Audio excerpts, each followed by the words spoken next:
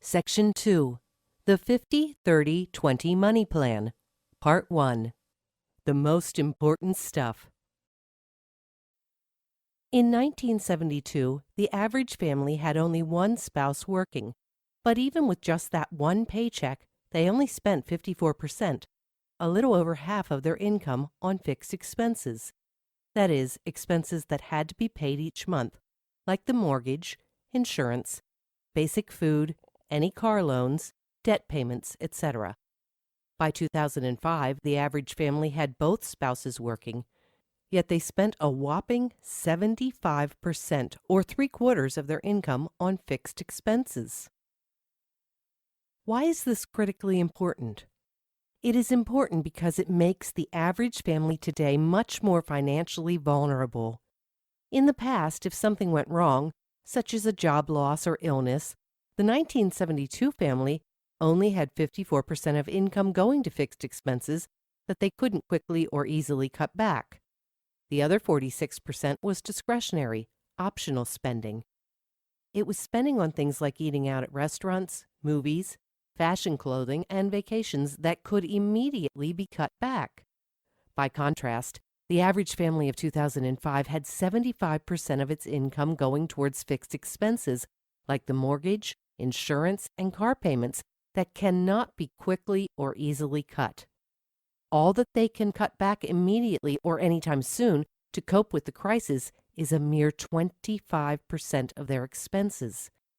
The typical family of today doesn't have a spouse in reserve that could enter the workforce if necessary, and even with two incomes, they are still spending 75% of their earnings on fixed expenses. Expenses, again, like the mortgage that cannot quickly or easily be cut back. So you can see it's much harder for a family today to weather something going wrong without depleting savings and or resorting to debt, which can spiral out of control. If we had to pick one thing as the single most important piece of advice in personal finance today, this would be it. The biggest source of financial distress, of being forced to turn to debt, of inability to save, is overspending on the large fixed expenses. If you can bring these under 50% of take-home income, then everything else falls into place. What's everything else? The rest of what your income goes towards can be divided into two major categories: discretionary spending and saving. You should spend less than 50% of your take-home income on fixed expenses, at least 20% on savings, and the rest is discretionary.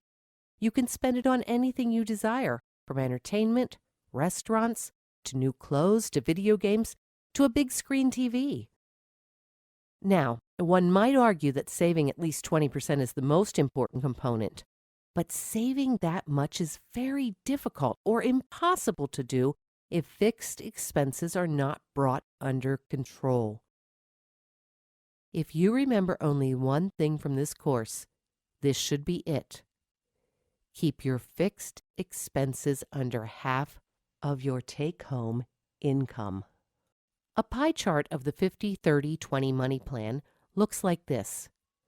Fixed expenses are 50% maximum. Savings is 20% minimum, and the rest, about a third of your take-home income, is discretionary. You can spend it on whatever you want. A pie chart. Section 2 continued. The 50-30-20 money plan. Part 2. What's your money plan? Now it's time to take a look at your current fixed expenses. These are the types of expenses you cannot cut back on immediately if you run into financial problems. Use this worksheet to tabulate the amounts you spend on each of these fixed expense items.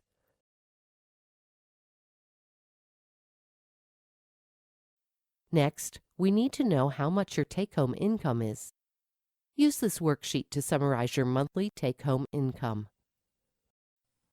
Now let's compare your monthly take-home income to your monthly fixed expenses. Enter your total monthly fixed expenses from line 28 of Worksheet 1. Enter your total monthly take-home income from line 11 of Worksheet 2. Divide line 1 of this worksheet by line 2 of this worksheet and multiply by 100.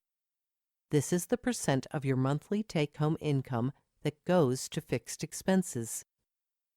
How much of your take-home income do your fixed expenses take up? Is this less or more than the maximum 50% at which you should keep your fixed expenses? If you're like the average American, your fixed expenses will be well over 50% of your take-home income. Section 2 continued. The 50-30-20 Money Plan. Part 3. Making the move to a 50-30-20 money plan. Now that we know what your current money plan is, let's see how you can move toward a financially sound 50-30-20 money plan. How can you bring your fixed expenses below 50% of your take-home income? The answer lies in part in differentiating between needs and wants. Knowing what you absolutely need versus things that you would prefer to have, or things that you want, is essential to building a 50-30-20 money plan for yourself and your family. When deciding whether an item is a need or a want, it helps to ask yourself the following questions.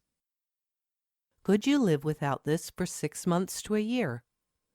If you didn't have this, could you live in safety? Would you keep spending money on this if you lost your job and had only unemployment income? Does a less expensive version of this exist that would fulfill the same function? Use this worksheet presented over the next 4 pages to go through the following list and mark each item as a need or a want.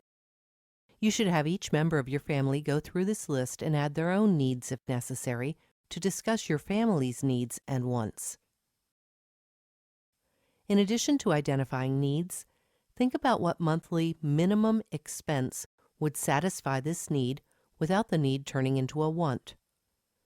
Take your time in completing this worksheet. Discuss it with your family, and don't be afraid of debating how much you actually need to spend on an expense versus how much you would want to spend on it. For each item, check whether it is a need or a want. For each item that you designate as a need, consider 2 things. Is a less expensive alternative available? For example, could you find housing for less money? Could you find cheaper auto insurance?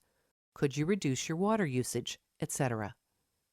What is the minimum amount you must spend on this item in order for it to qualify as a need rather than as a want? For example, electricity is a need, but you can easily use more than what you absolutely must have. What is the absolute minimum amount that you must have? When you are finished with identifying needs and wants, compare the monthly minimum amounts for needs and what you are spending on each using Worksheet 1. For every item where you are spending more than the absolutely necessary amount, you will need to find ways to bring the cost of your needs down to the monthly minimum level. In other words, you need to cut out the fat, which is the wants portion of even the basic needs, such as housing, food, and transportation. Section 2 continued. The 50-30-20 Money Plan. Part 4. Saving, the Power of Compound Interest. We now move on to the next major component in the 50-30-20 Money Plan, saving at least 20% of take-home income. This is extremely beneficial over the long run because of the power of compound interest. Saving money is important for several reasons. It provides funds for emergencies and unexpected expenses. It helps you reach your financial goals. And it gives you a feeling of security. It is amazing how powerful saving can be. If you save just $100 per week in a balanced, diversified stock fund like the Wilshire 5000, and it ends up earning its historic average return of approximately 10.5%, then after 30 years, you will have $1 million. And after 36 years, you will have over $2 million. But with projected inflation of 3% per year, this will be worth over $692,000 today dollars. Why is compound interest or return so powerful? Because it causes savings to grow exponentially. And the key to that is that you get interest on interest. For example, suppose you invest $100 just once at 10.5%, which is approximately the historic average return of a well-diversified stock mutual fund. What happens?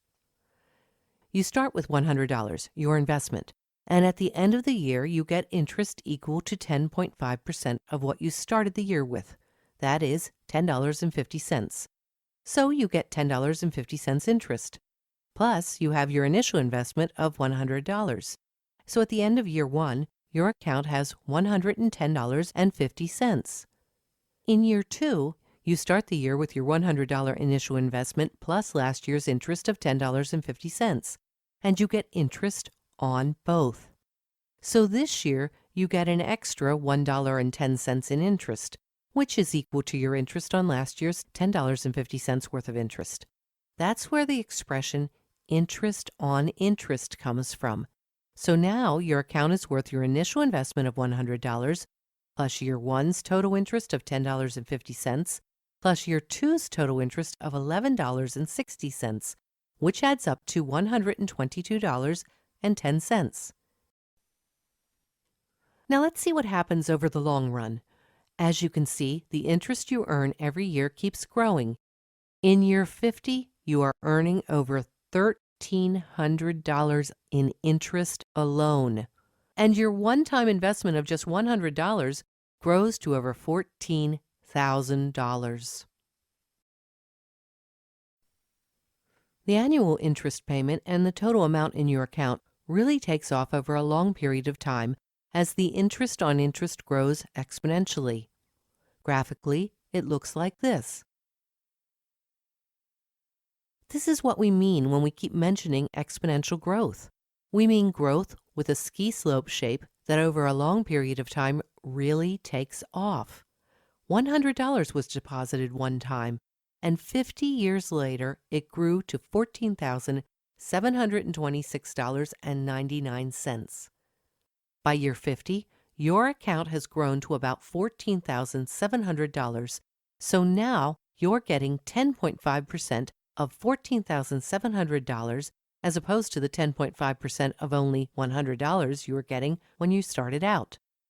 Now your money is growing at a rate of $1,544 per year, as opposed to the $10.50 per year rate it was growing at when you started out. At this point, one thing you should be thinking about is, every time I save $100 by not buying something or by buying it cheaper, that $100 could grow into over $14,000 in the long run. Imagine being able to save 20% of your take-home income. What would it grow into? Let's now look at one more example. Instead of saving $100 just one time, let's see what would happen if we saved about $100 per week. That is approximately $400 per month. $400 is 20% of $2,000. So if your take-home pay is $2,000 per month, which is an annual take-home income of $24,000, the $400 represents the 20% you should be saving. The 10.5% interest rate, or return, we will be using, remember, is approximately the historical average return on a balanced, diversified stock portfolio like the Wilshire 5000. Here are the results. Saving $400 a month grows your savings from a little over $5,000 in year one to over $7 million in 50 years. Graphically, it looks like this. Again, notice the exponential ski slope-shaped growth, how it starts out growing slowly and moderately, but then starts to take off. The graph below shows how your real wealth grows in inflation-adjusted today dollars, assuming a common long-term forecast for inflation of 3% per year. The growth is less when adjusting for inflation, but still, you reach $1 million real today dollars in 44 years from saving just $400 a month. So over the long run, everyone in this course utilizing the power of compound interest can become a millionaire, and in real inflation-adjusted dollars. The section code for this section is 128. I hope that these illustrations of the power of savings have given you great motivation to manage your finances in a way that allows you to save at least 20% of your take-home income. The best and most important way to start to do this is by making sure that your fixed expenses, those things that you have to pay every month and cannot easily get out of, do not go over 50% of your take-home income. A pie chart of the 50-30-20 money plan looks like this.